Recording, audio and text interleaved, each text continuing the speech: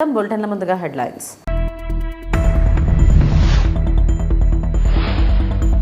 జగన్ కు అదానీ ముడుపులపై కేబినెట్ లో చర్చించిన తర్వాతే నిర్ణయం తీసుకుంటామన్న డిప్యూటీ సీఎం పవన్ కళ్యాణ్.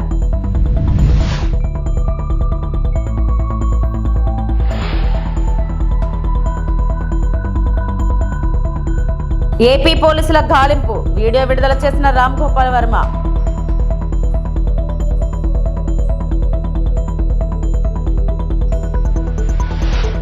నా భర్తకు ప్రాణహాని ఉంది, ఇంటూరి రవికిరణ్ భార్య సుజన.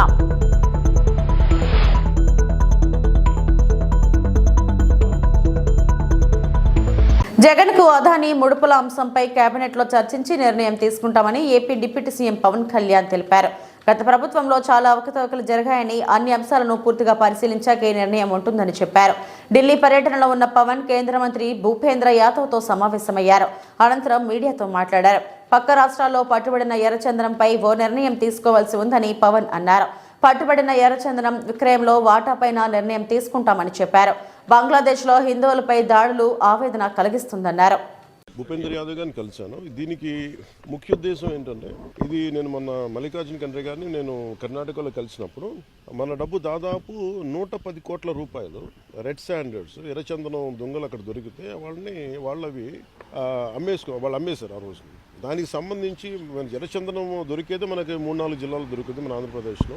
అలాంటిది ఎక్స్పోర్ట్ స్మగుల్ చేసి అది కర్ణాటకలో పట్టుకున్నప్పుడు నేను వెళ్ళి ఆ రోజున కర్ణాటకలో కూర్చునే రివ్యూ వాళ్ళతో కూర్చునే వరకు మన ఫారెస్ట్ డిపార్ట్మెంట్ ఆఫీషియల్స్ కూడా చెప్పలేదు. నాకు అప్పుడే సర్ప్రైజింగ్ న్యూస్ అనిపించింది. అది ఇటు వెళ్ళిపోతుంది. అదే ఎర్రచందనం ఉదాహరణకి నేపాల్లో దొరికితే, నేపాల్లో సంబంధించి ఇదే ఎర్రచందనం విదేశాల్లో దొరికితే మనకి ఇంటర్నేషనల్ ట్రీటీస్ ఉన్నాయి, మనం తిరిగి తెప్పించుకోవచ్చు. మనం ఖర్చు పెట్టుకుంటే ఎర్రచందనం దొరికిన ఎర్రచందనాన్ని ఆ రెస్పెక్టెడ్ ఎక్కడైతే సోర్స్ కంట్రీ ఏది ఉందో వాటికి పంపించేయచ్చు అనేది నిబంధనలు. దాని ప్రకారం నేను అటవీ శాఖ మంత్రి బాధ్యతగా తీసుకున్న తర్వాత నేపాల్లో ఉండిపోయింది, మనం చేసాం. అది ప్రాసెస్లో ఉంది. కొన్ని ఇష్యూస్ ఉన్నాయి, అవి సార్ట్అవుట్ చేస్తాం. అలాంటిది మన పక్క రాష్ట్రాల్లో దొరికినప్పుడు నేను అడిగింది ఏంటంటే, అలాంటి ట్రీటీస్ లేవా మనకి అన్నాను.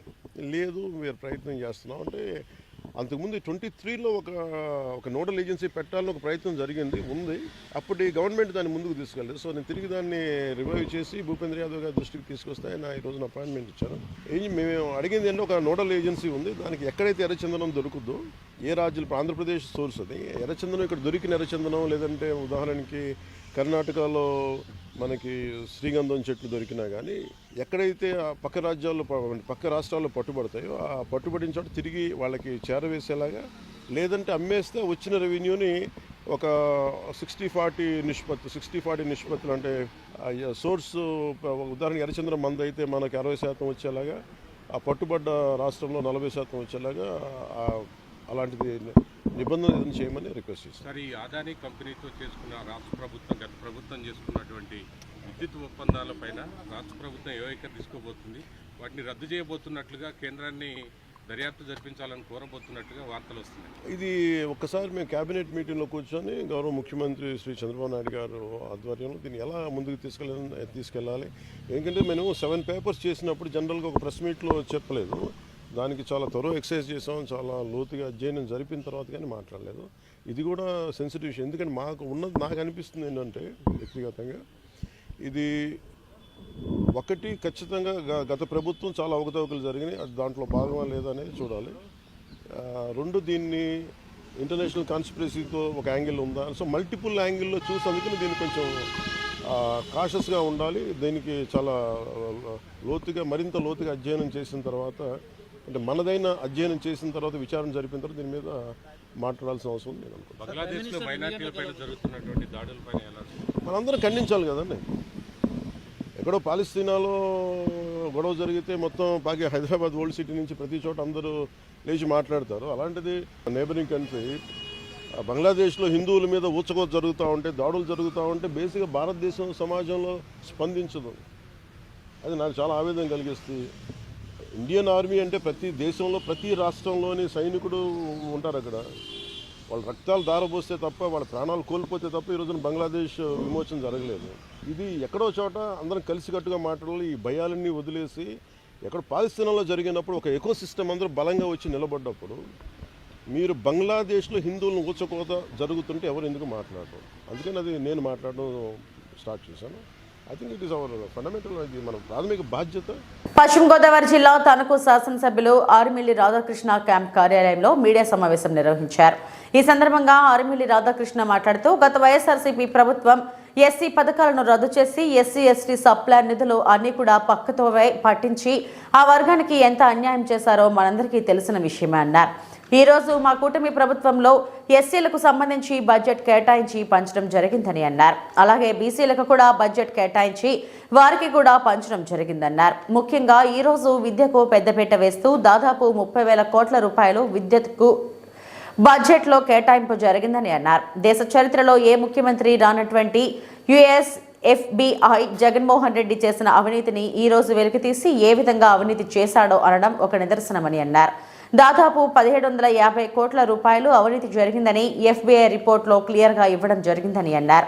ఆ రోజు విద్యుత్ ఒప్పందాలలో, సోలార్ విద్యుత్ ఒప్పందాలలో అదాని గ్రూప్తో వీరంతా సాగించిందల్లా ఈ రోజు ఎఫ్బిఐ కళ్లకు కట్టినట్టు చెప్తుందని అన్నారు. ఈ రోజు కేటాయింపులు అన్ని వర్గాలకి ఏ విధంగా జరిగిందనేది మనందరం కూడా పరిశీలన చేయాల్సినటువంటి అవసరం.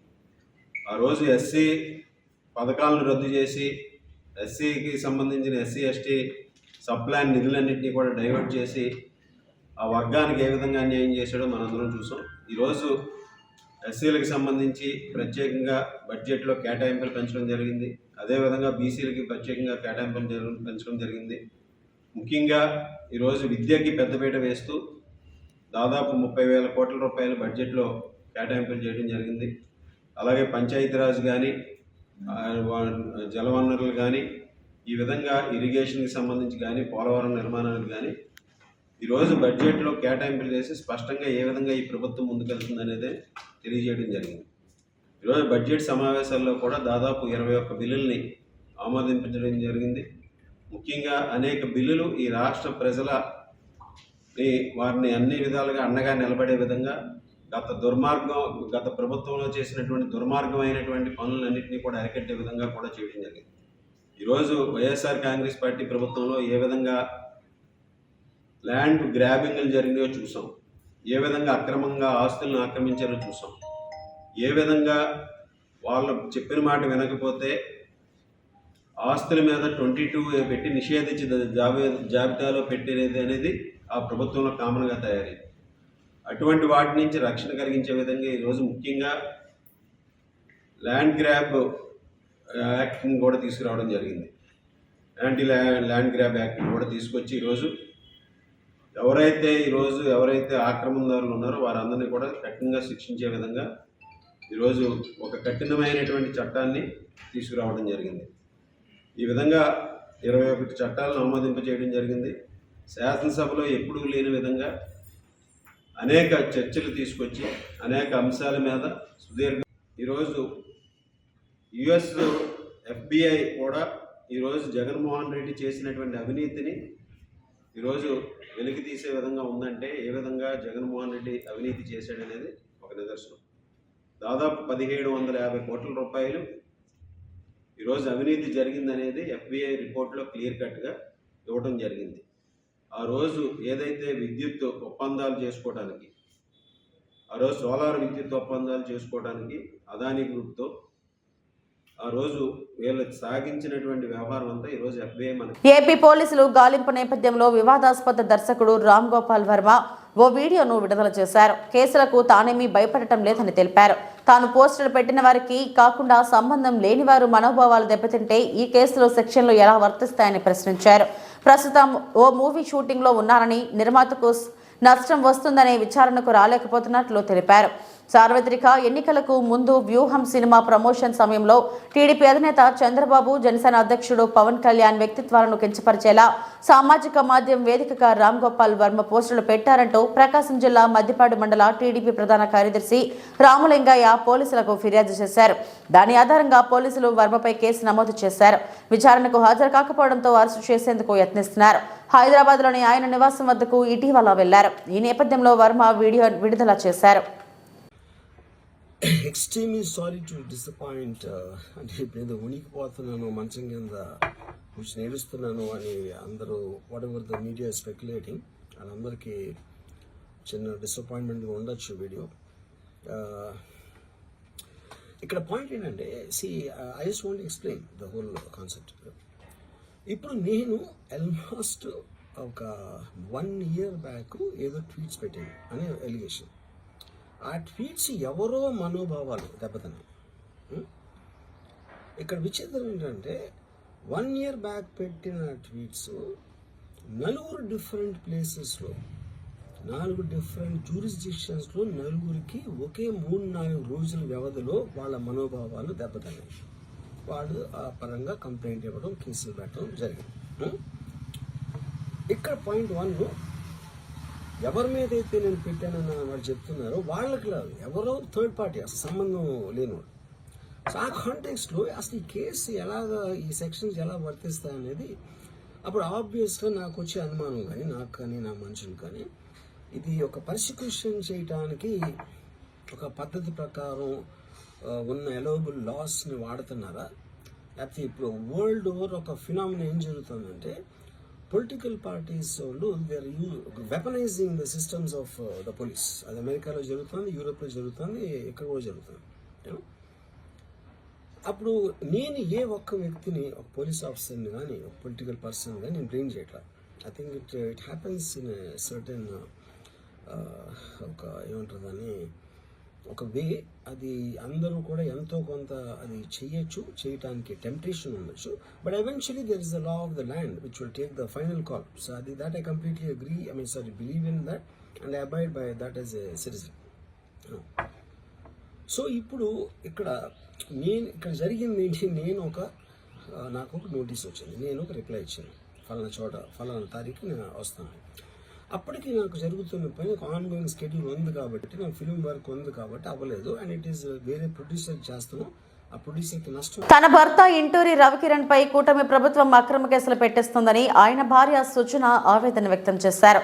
బుధవారం ఆమె విశాఖ ప్రెస్ క్లబ్లో మీడియా సమావేశంలో మాట్లాడుతూ తప్పుడు కేసులు ఎందుకు పెడుతున్నారో తెలియదు, కేసుల గురించి అడిగితే పోలీసులు సమాధానం చెప్పడం లేదన్నారు. ఇంటూరి రవికిరణ్ ఆరోగ్యం బాగోలేదు. Ravikiran heart patient. రోజు 8 గంటలు రెస్ట్ తీసుకోవాలి. రోజు 500 నుంచి 600 కిలోమీటర్లు తిప్పుతున్నారు.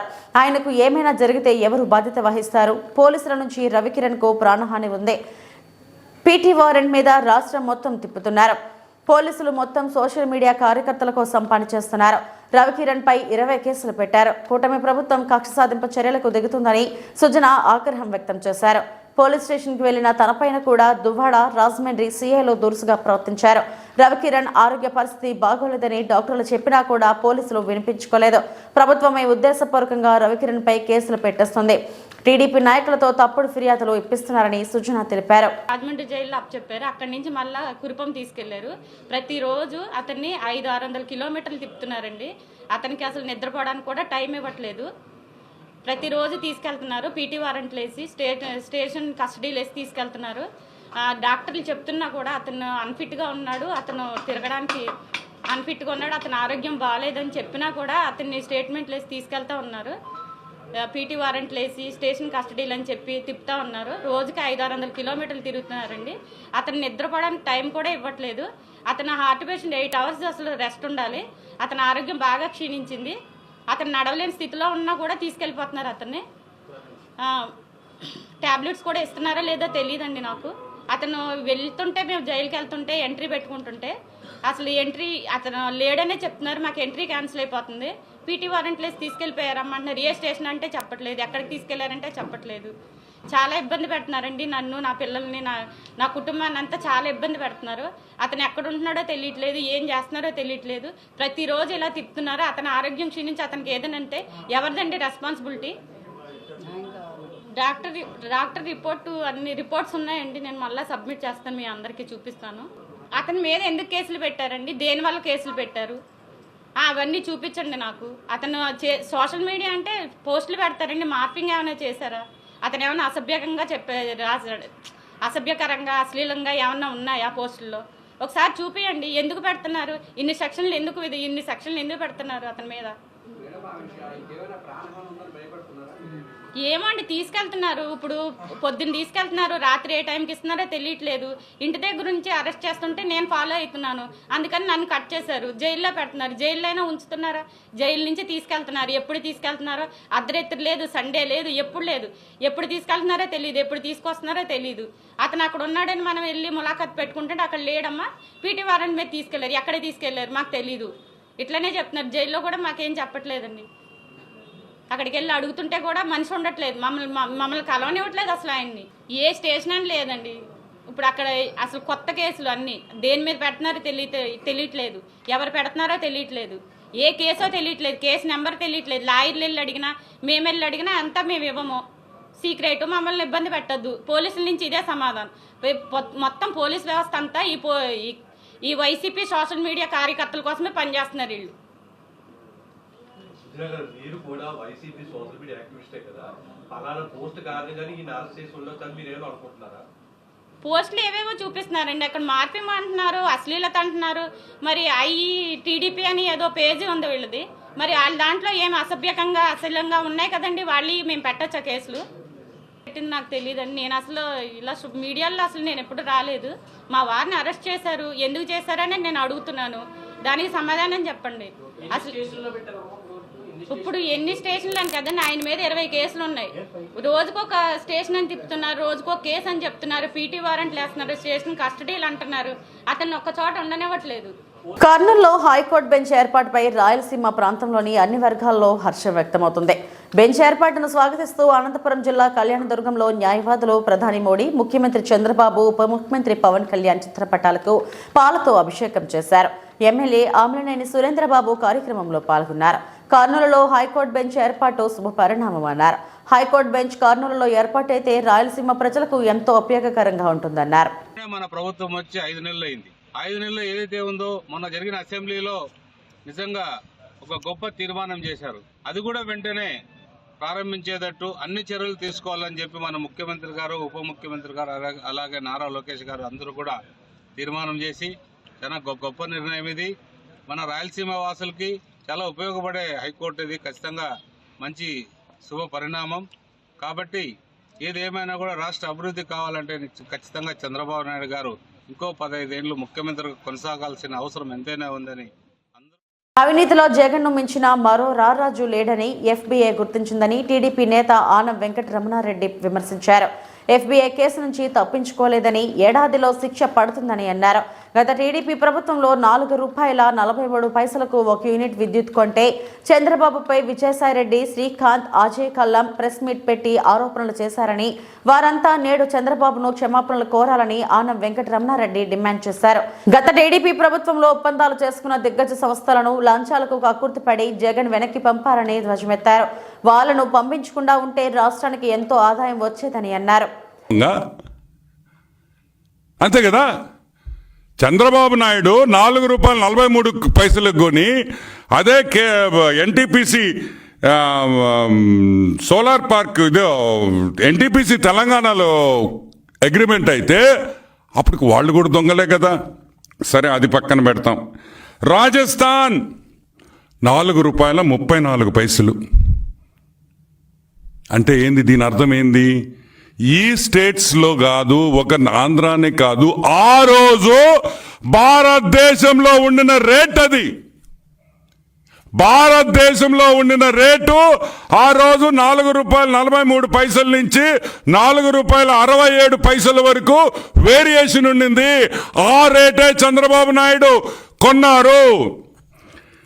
అనంతపూర్ సోలార్ పార్క్ కి చేసిన పీపీఐలో అన్ని రాష్ట్రాల్లో చేసిన ప్రైజులో అతి తక్కువ ప్రైజ్ చంద్రబాబు నాయుడు గారిదే అని కూడా నేను మనవి చేస్తున్నా.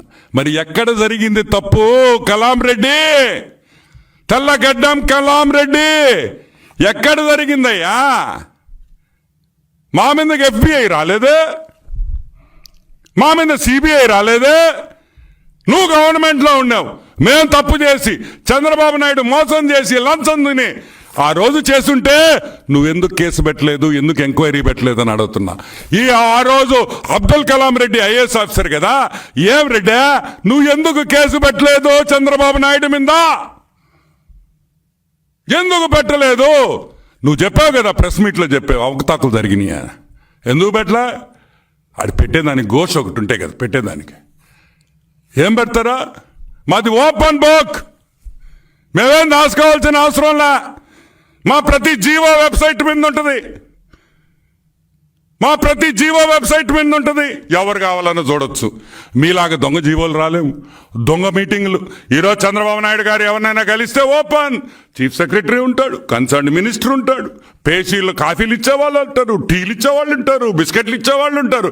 కానీ నువ్వు కలిస్తే నువ్వు నీ భార్య తప్పితే ఎవరుండరు.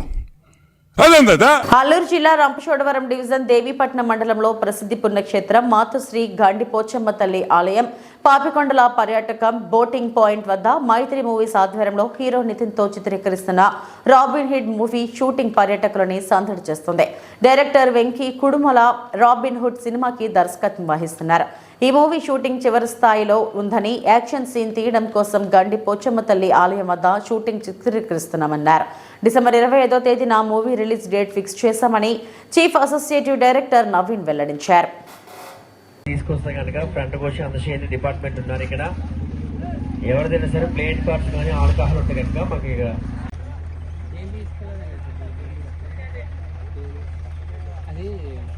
అలాగే మీకు బ్రేక్ఫాస్ట్ అయితే లిమిటెడ్ అండి, ఇడ్లీ గారి ఉప్మా లిమిటెడ్. ఓకే, యాక్షన్ ఉంటుంది. ఆ ప్లేట్స్ అనుకో డస్ట్బిన్ వేయండి. షింక్ ఉంటుంది, షింక్ లో హ్యాండ్ వాష్ చేసుకోండి. ఎవరు కూడా గోదావరిలో పడేయద్దు. అలాగే డ్రింకింగ్ వారితో తిరుమల శ్రీవారిని సినీ నటి జ్యోతిక దర్శించుకున్నారు. బుధవారం ఉదయం వీఐపీ విరామ సమయంలో సుప్రభాత సేవలో ఆమె పాల్గొన్నారు. దర్శనం అనంతరం రంగనాయకుల మండపంలో వేద పండితులు వేదాశీర్వచనం అందించగా ఆలయ అధికారులు శ్రీవారి తీర్థ ప్రసాదాలు అందజేశారు. అనంతరం బయటకు వస్తున్న ఆమెతో పలువురు సెల్ఫీలు దిగారు. ఓ అభిమాని ఆమెకు స్వామివారి చిత్రపటం బహుకరించారు.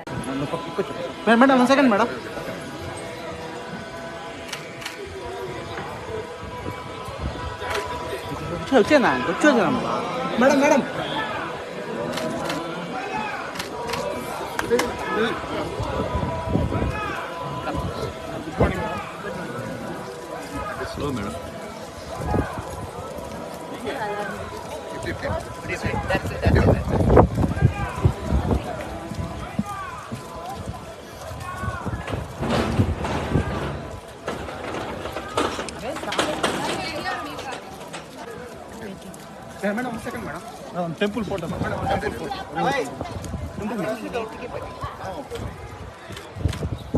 మేడం మేడం ఇచ్చారు మేడం.